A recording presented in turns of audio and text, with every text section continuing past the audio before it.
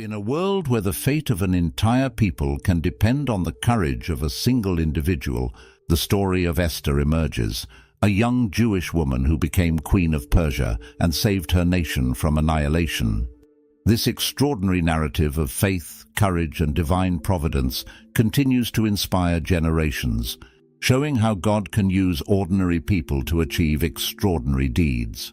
Get ready to embark on an exciting journey through corridors of power, palace intrigues, and decisions that change the course of history. In the third year of Xerxes' reign, king of Persia, a great banquet was held in the citadel of Susa. Esther 1:13 tells us, "This is what happened during the time of Xerxes, the Xerxes who ruled over 127 provinces, stretching from India to Kush. At that time, King Xerxes reigned from his royal throne in the citadel of Susa, and in the third year of his reign he gave a banquet for all his nobles and officials. This feast lasted an impressive 180 days, during which the king displayed the wealth of his kingdom and the splendor of his majesty. At the end of this period, as Esther 1:5 tells us, the king gave a banquet lasting 7 days for all the people who were in the citadel of Susa, from the least to the greatest. The palace was adorned with white and blue linens, and guests drank from golden goblets, each different from the other. On the 7th day of the banquet, when the king's heart was merry with wine, he commanded that Queen Vashti be brought into his presence. The king wished to show off Vashti's beauty to the nobles and everyone present, for she was very beautiful. However, something unexpected occurred. Esther 1:12 reveals, "But when the attendants delivered the king's command, Queen Vashti refused to come. Then the king became furious and burned with anger. This refusal infuriated King Xerxes, who immediately consulted his wise men on what should be done. One of the advisors, named Memucan, suggested that Vashti be deposed from her position as queen. He argued that Vashti's behavior could negatively influence all the women in the kingdom. The king and the nobles agreed with this advice, and a decree was issued throughout the vast empire. Esther 1:19 says, "Therefore, if it pleases the king, let him issue a royal decree, and let it be written in the laws of Persia and Media, which cannot be repealed, that Vashti is never again to enter the presence of King Xerxes. Also, let the king give her royal position to someone else who is better than she." Thus Vashti was banished from the king's presence, leaving the throne of the queen vacant. After these events, when King Xerxes' anger subsided, he began to miss Vashti. His attendants, noticing this, made a suggestion. Esther 2:4 tells us, "Then the king's personal attendants proposed, 'Let a search be made for beautiful young virgins for the king. The young woman who pleases the king will become queen instead of Vashti.' This advice appealed to the king, and he followed it. It was in this context that a young Jewish woman named Hadassah, also known as Esther, came into the picture. Esther was an orphan and had been raised by her cousin Mordecai. Esther 2:5-7 introduces her. "Now there was in the citadel of Susa a Jew of the tribe of Benjamin, named Mordecai, who had been carried into exile from Jerusalem by Nebuchadnezzar. Mordecai had a cousin named Hadassah, whom he had brought up because she had neither father nor mother. This young woman, who was also known as Esther, had a lovely figure and was beautiful. When the king's decree was announced, Esther was taken to the king's palace, along with many other young women. Esther quickly gained the favor of Haggai, the man in charge of the harem. Esther 2:9 says, "She pleased him and won his favor. Immediately he provided her with her beauty treatments and special food. He assigned to her 7 female attendants selected from the king's palace and moved her and her attendants into the best place in the harem." Mordecai had instructed Esther not to reveal her nationality or family background, and she faithfully followed this advice. Each young woman underwent 12 months of beauty treatments before being presented to King Xerxes. When it was Esther's turn, she requested nothing but what Haggai suggested. Esther 2:15 tells us, and Esther won the favor of everyone who saw her. Finally, Esther was taken to the king. The book of Esther tells us that the king loved her more than all the other women, and that she won his favor more than any of the virgins. Thus, as Esther 2:17 states, the king was so pleased with Esther that he set a royal crown on her head and made her queen instead of Vashti. To celebrate, the king gave a great banquet, known as Esther's banquet, for all his nobles and officials. He also declared a holiday throughout the provinces and distributed gifts with royal generosity. Esther, the Jewish orphan, was now queen of the vast Persian Empire. During this time, Mordecai was sitting at the king's gate, a position suggesting some status in the royal court. It was there that he overheard two palace officials, Bigthana and Teresh, plotting to assassinate King Xerxes. Esther 2:22 tells us, "But Mordecai found out about the plot and told Queen Esther, who in turn reported it to the king, giving credit to Mordecai.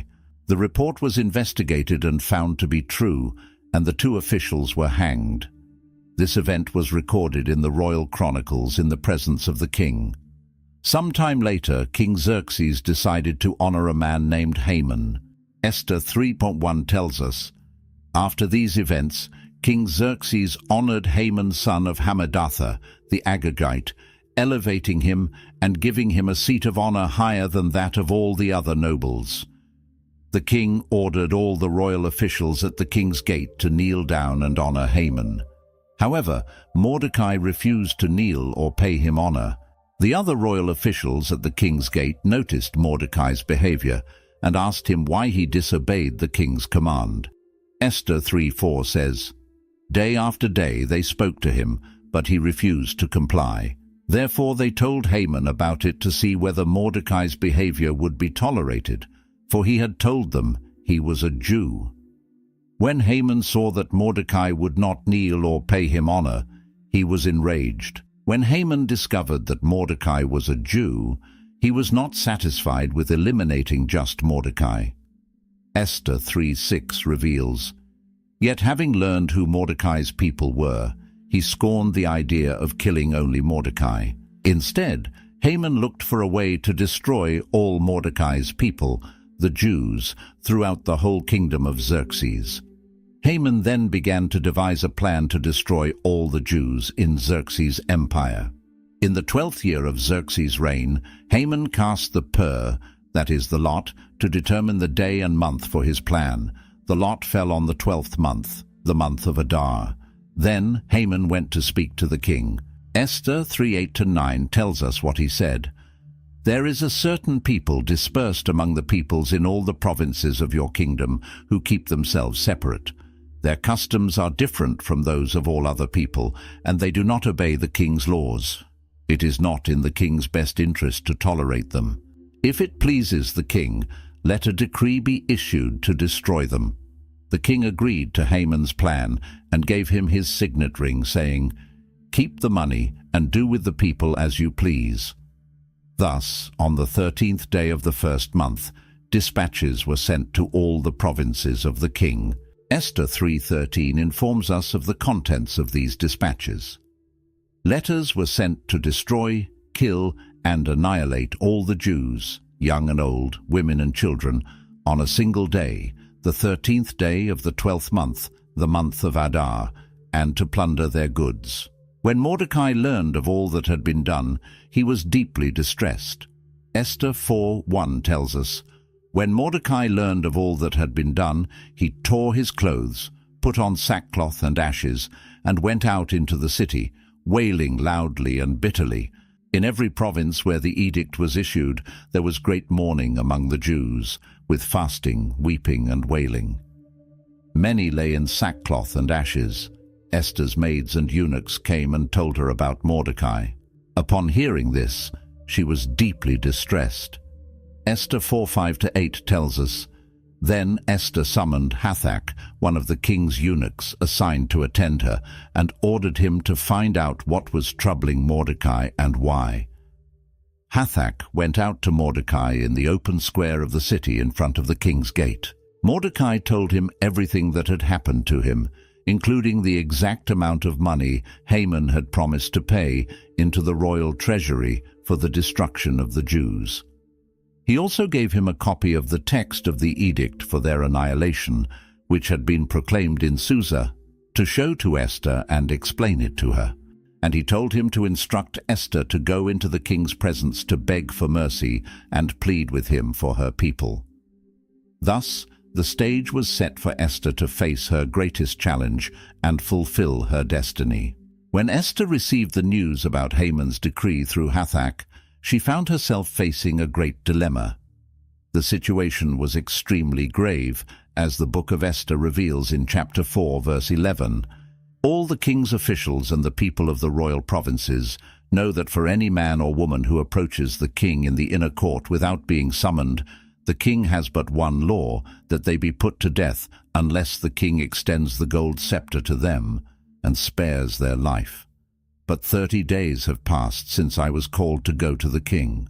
This law put Esther in a very dangerous position. If she approached the king without being summoned, she could be killed immediately. On the other hand, if she did not go, her people would be destroyed. Esther was faced with an impossible choice: risk her own life or allow her people to be exterminated. In light of this danger, Esther sent a message to Mordecai explaining the situation. Mordecai, however, responded with strong and challenging words. In Esther 4:13-14 we read, Mordecai sent this reply to Esther: "Do not think that because you are in the king's house, you alone of all the Jews will escape. For if you remain silent at this time, relief and deliverance for the Jews will arise from another place. But you and your father's family will perish. And who knows but that you have come to your royal position for such a time as this?" Mordecai's words were a powerful reminder to Esther that her position as queen was no accident, but possibly had a divine purpose. He challenged her to look beyond her own safety and consider the welfare of all her people. Mordecai's response also demonstrated unshakable faith that God would save his people, even if Esther chose not to act. Mordecai's words had a profound impact on Esther. She realized she could not remain silent in the face of the threat looming over her people. After reflecting on the situation, Esther made a courageous decision. She decided she would go to the king, even if it could cost her life. However, before doing so, she asked for the spiritual support of her people. In Esther 4:16 she says, "Go, gather together all the Jews who are in Susa, and fast for me. Do not eat or drink for 3 days, night or day. I and my attendants will fast as you do. When this is done, I will go to the king, even though it is against the law. And if I perish, I perish." This famous statement reflects Esther's courage and determination. She was willing to sacrifice her own life for the sake of her people. Her decision was not made lightly, but with full awareness of the risks involved. Esther's request for a fast was not merely a form of abstaining from food, but a profound expression of dependence on God. During those 3 days, the Jews surely prayed fervently, asking for divine intervention. Esther knew she would need supernatural strength to face the challenge ahead. She was not just risking her life, but carrying the fate of her entire people on her shoulders. The collective fast showed that Esther recognized the situation was beyond her own strength. She understood that she needed God's help and the unity of her people to succeed in her mission. This collective act of fasting also united the Jews in a common purpose, spiritually strengthening them for the events to come. After 3 days of fasting, the time had come for Esther to put her plan into action. The book of Esther, chapter 5, verse 1, tells us, "On the 3rd day, Esther put on her royal robes and stood in the inner courtyard of the palace in front of the king's hall. The king was sitting on his royal throne in the hall, facing the entrance." This was a moment of great tension. Esther was about to find out whether she would be accepted by the king or face immediate death. All the spiritual preparation over the past 3 days would be tested at this crucial moment. Esther must have felt her heart pounding as she walked towards the king's throne. Every step brought her closer to her destiny, whether it be life or death. Esther's courage in this moment is truly inspiring. She was willing to risk everything for the sake of her people. To Esther's relief, the king received her favorably. Esther 5:2 says, "When he saw Queen Esther standing in the courtyard, he was pleased with her and held out to her the gold scepter that was in his hand. So Esther approached and touched the tip of the scepter." This gesture from the king meant that Esther was safe and could speak. The king, seeing that Esther had come uninvited, realized that she must have something very important to discuss. He was willing to hear what she had to say. This moment of acceptance was crucial for Esther's plan. Had the king not extended the scepter, the entire story could have ended right there. The king's favorable response was the first step in the chain of events that would lead to the salvation of the Jewish people. We can imagine the relief and gratitude Esther must have felt at that moment. Surprisingly, instead of immediately presenting her request, Esther invited the king to a banquet. She said, as we read in Esther 5:4, "If it pleases the king, let the king, together with Haman, come today to a banquet I have prepared for him." The king quickly agreed and summoned Haman to join them at Esther's banquet. This strategy of Esther shows her wisdom. Rather than making her request directly, she first sought to create a favorable atmosphere and further win the king's favor.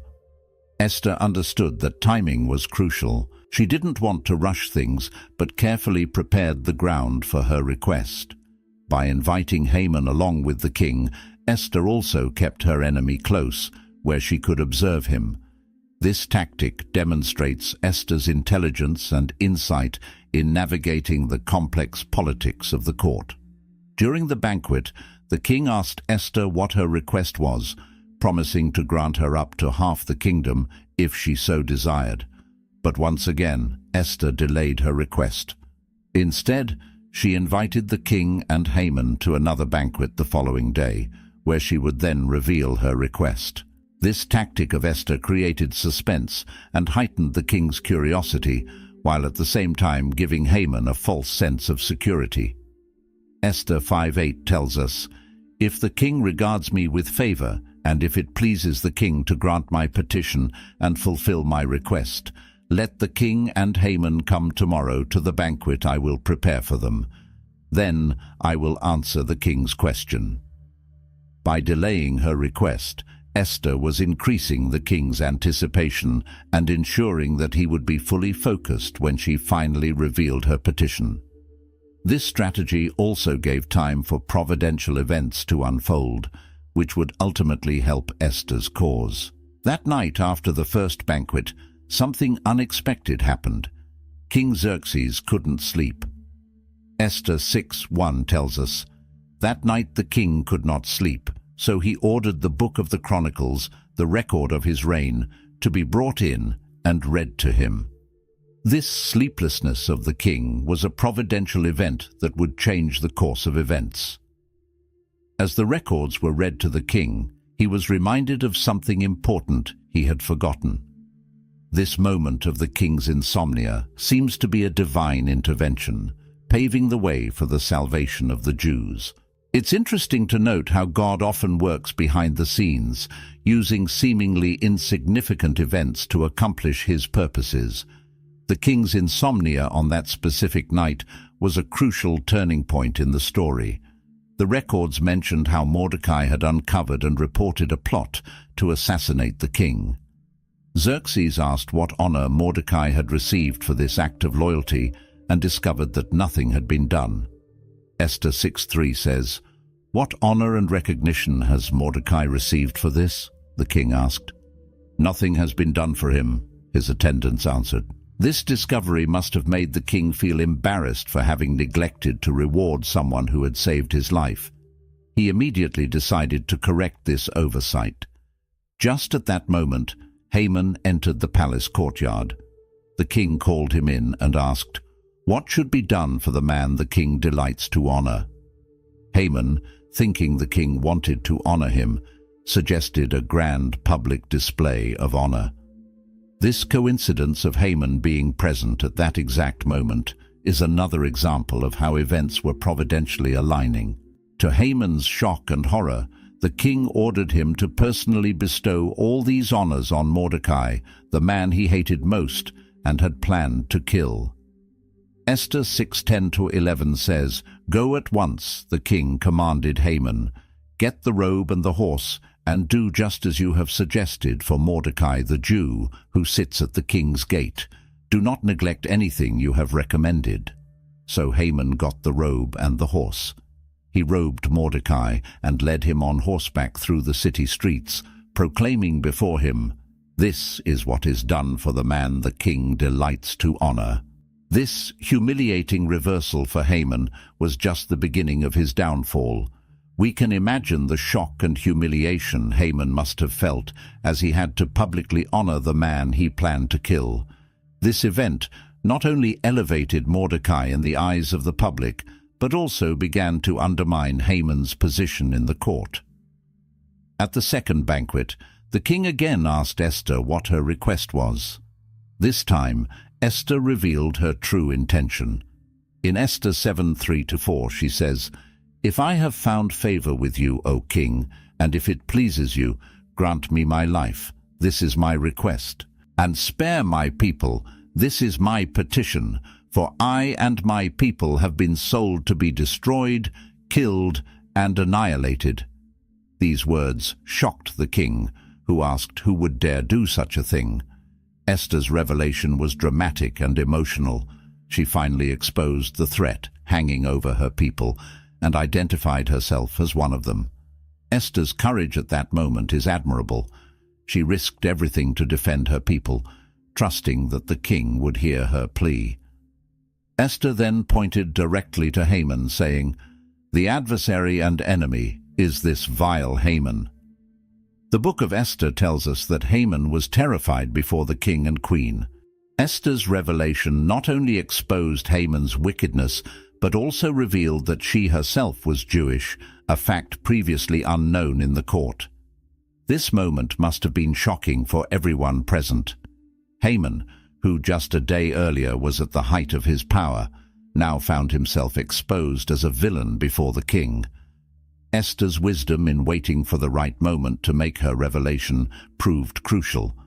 She had carefully prepared the situation, ensuring the king would be receptive to her appeal. The king, furious at Haman's betrayal, got up and went to the palace garden. Haman, realizing the danger he was in, stayed behind to beg Queen Esther for his life. But when the king returned and saw Haman fallen on the couch where Esther was reclining, his anger grew even more. Esther 7:8 tells us, "Just as the king returned from the palace garden to the banquet hall, Haman was falling on the couch where Esther was reclining. The king exclaimed, 'Will he even molest the queen while she is with me in the house?' As soon as the king said this, they covered Haman's face, a sign that he was condemned. The king's wrath against Haman was evident. The man whom he had trusted and elevated to a position of power was now seen as a traitor and a threat. Haman's downfall was as swift as his rise. One of the eunuchs present, named Harbona, informed the king about the gallows Haman had built, 75 feet high, for Mordecai. The king then gave his final sentence, "Hang him on it." Esther 7:10 concludes, "So they hanged Haman on the gallows he had prepared for Mordecai." This dramatic reversal not only saved Mordecai's life, but also marked the beginning of the deliverance of the Jewish people. The irony of the situation is striking. Haman was executed on the very gallows he had prepared for his enemy. This outcome serves as a powerful reminder that evil often turns back on those who practice it. Justice prevailed in a way that no one could have predicted. Haman's fall was as swift as his rise. In a matter of hours, he went from being the most powerful man in the kingdom, second only to the king, to a condemned traitor. This reversal reminds us of how quickly circumstances can change and how justice can prevail in unexpected ways. Esther's courage, Mordecai's loyalty, and divine providence all came together to bring about an outcome that seemed impossible just days earlier. The story of Esther teaches us about the importance of courage, faith, and taking action at the right moment. It shows how God can use ordinary people, placed in strategic positions, to fulfill his purposes and protect his people. With Haman's execution, Esther and Mordecai gained favor with King Xerxes. Esther 8:1-2 tells us, "That same day King Xerxes gave Queen Esther the estate of Haman, the enemy of the Jews. And Mordecai came into the presence of the king, for Esther had told how he was related to her. The king took off his signet ring, which he had reclaimed from Haman, and presented it to Mordecai, and Esther appointed him over Haman's estate." This act of the king demonstrated not only his trust in Esther and Mordecai, but also his willingness to correct the wrongs that had been planned against the Jews. Mordecai's rise to the position formerly held by Haman was a remarkable turnaround, showing how God can dramatically change circumstances. Despite this initial victory, Haman's decree to destroy the Jews was still in effect.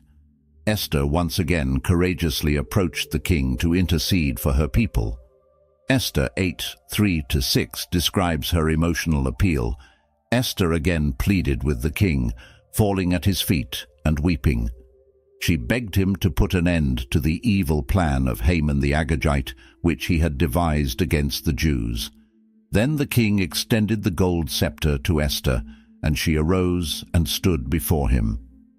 "If it pleases the king," she said, "and if he regards me with favor and thinks it the right thing to do, and if he is pleased with me, let an order be written overruling the dispatches that Haman, son of Hammedatha, the Agagite, devised and wrote to destroy the Jews in all the king's provinces."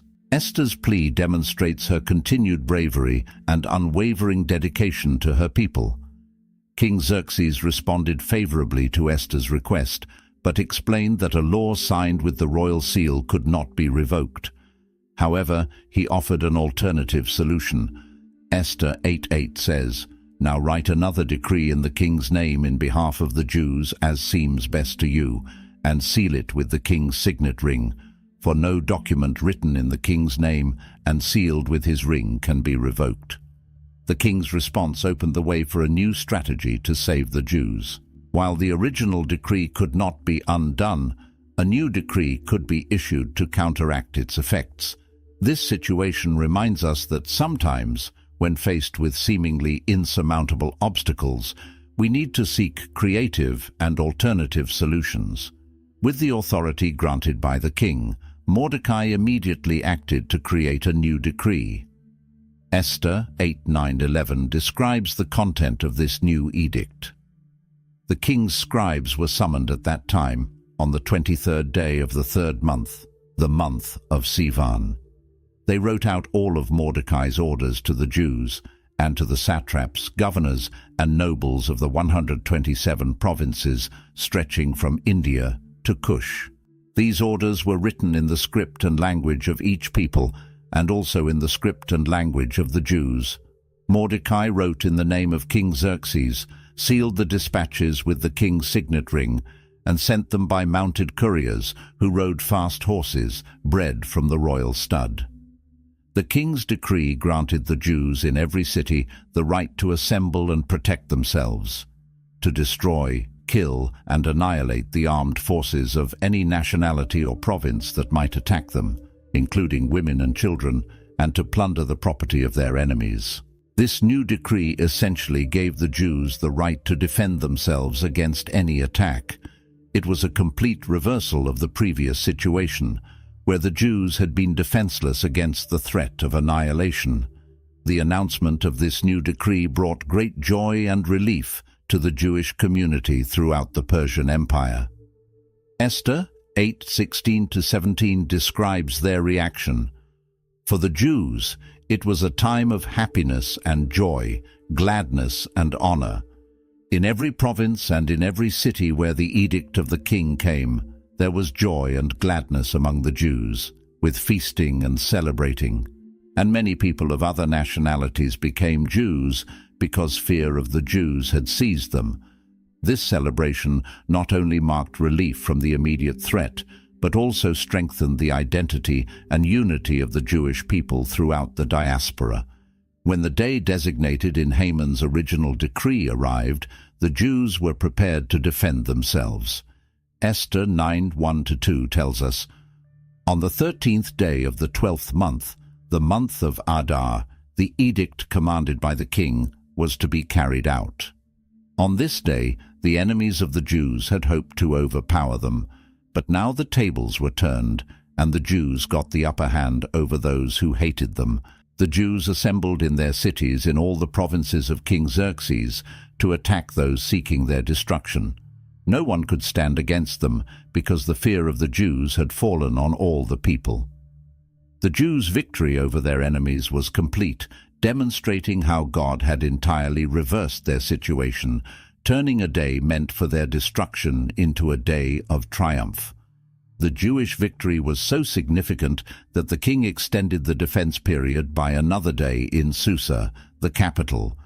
Esther 9:15-16 reports, "The Jews in Susa came together on the 14th day of the month of Adar, and they put to death in Susa 300 men, but they did not lay their hands on the plunder. Meanwhile, the remainder of the Jews who were in the king's provinces also assembled to protect themselves and get relief from their enemies.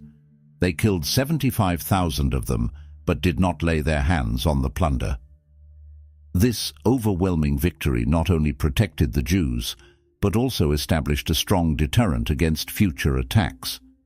The decision not to take their enemies' property showed that the Jews were acting in self-defense, not out of greed or revenge.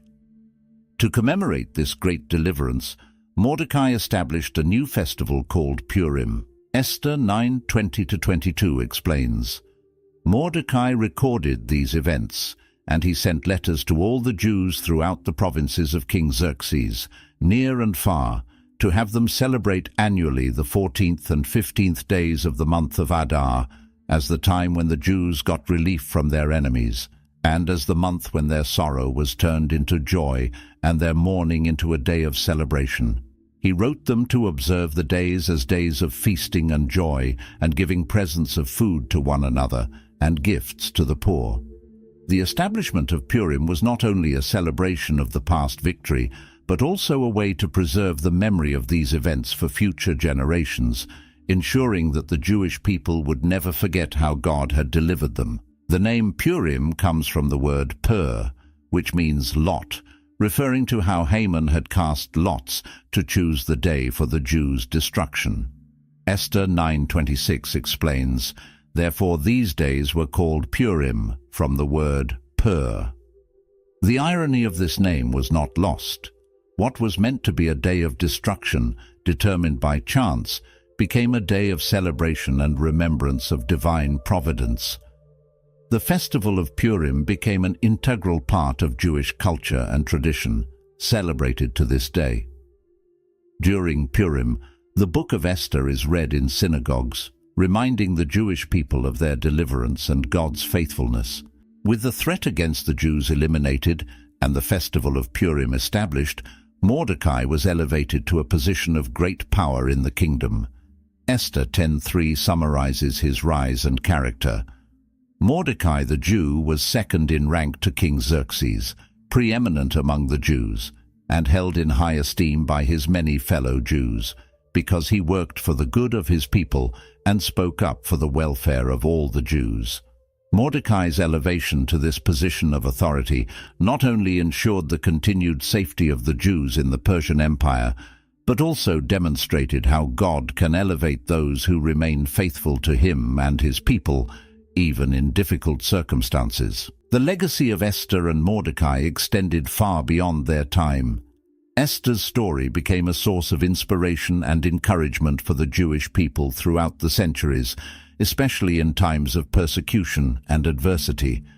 Esther's courage in risking her life for her people, Mordecai's wisdom in advising and guiding Esther, and their faithfulness to God in the face of danger became models of faith and action for generations of Jews and non-Jews alike.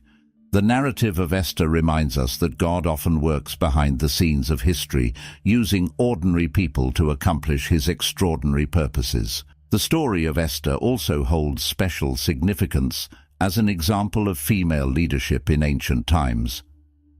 In an era and culture where women generally had little power or public influence, Esther emerged as a central figure in the salvation of her people. Her courage, wisdom, and decisive action demonstrate that God can use anyone, regardless of gender, social position, or circumstances, to accomplish his will. Esther's example continues to inspire women of faith to take on leadership roles and to use their influence for the good of others. The narrative of Esther also invites us to reflect on the role of destiny or divine providence in history. Although God's name is not explicitly mentioned in the book of Esther, his guiding hand is evident throughout the story. Esther's rise to the position of queen, Mordecai's discovery of the plot against the king's sleepless night that led to Mordecai's honor, and the dramatic reversal of the Jews' fortune, all these events point to God's work behind the scenes. This perspective encourages us to trust in divine providence in our own lives, even when we cannot clearly see how God is working. The lasting impact of Esther's story on Jewish culture is evident not only in the annual celebration of Purim, but also in how it has shaped the identity and resilience of the Jewish people. The narrative of Esther provided hope and encouragement for Jews in times of exile, persecution, and adversity throughout history. It serves as a powerful reminder that God does not abandon his people, even when circumstances seem bleak. The story also emphasizes the importance of unity and collective action within the Jewish community, as seen in their shared fasting and mutual defense against their enemies. Esther's story also teaches us valuable lessons about courage, faith, and action. Esther demonstrated extraordinary courage by approaching the king uninvited, risking her life for the sake of her people. Her famous declaration, "If I perish, I perish," illustrates a willingness to sacrifice everything for what is right. At the same time, the story shows us the importance of active faith. Esther did not only pray and fast, but she also acted decisively. This combination of faith and action serves as a model for all of us to face challenges in our own lives. The book of Esther also provides insights into the nature of power and its responsible use. We see how Haman abused his authority for selfish and evil purposes, while Esther and Mordecai used their positions of influence for the good of others. This contrast reminds us of the responsibility that comes with power and influence, and it challenges us to use whatever authority we may have for the benefit of others rather than for personal gain. Mordecai's rise to the position of second in command in the kingdom demonstrates how integrity and selfless service can lead to positive and lasting influence. In conclusion, the story of Esther is a powerful narrative of courage, faith, and divine providence that continues to resonate with people from all walks of life. It reminds us that each of us can play a significant role in God's plan, regardless of our circumstances. The story encourages us to remain faithful to our faith and identity, even in hostile environments, and to be willing to stand up for what is right, even when it involves personal risks. Dear viewers, the story of Esther is as relevant today as it was thousands of years ago. It challenges us to consider, what Hamans do we face in our society today? Where can we be Esthers in our own spheres of influence? How can we use our position, no matter how humble, to make a difference in the lives of others? Reflect on these questions and consider how you can apply the lessons of Esther's courage, faith, and action in your own life. If you were inspired by this story and want to learn more about biblical characters who changed the course of history, don't forget to subscribe to our channel and turn on notifications. Share this video with friends and family who may benefit from these powerful lessons. Together, let the Word of God touch your heart, like a light guiding you through the darkest moments. Every step in faith is a journey filled with hope. We are never alone on this path, for He is always by our side. Open your heart and let His love transform you, helping you spread that light to those around you. We can continue exploring the rich truths of Scripture and discover how they can transform our lives today. See you in the next video. Let the Word of God touch your heart, like a light guiding you through the darkest moments. Every step in faith is a journey filled with hope. We are never alone on this path, for He is always by our side. Open your heart and let His love transform you, helping you spread that light to those around you. We will continue our journey through the inspiring stories of the Bible.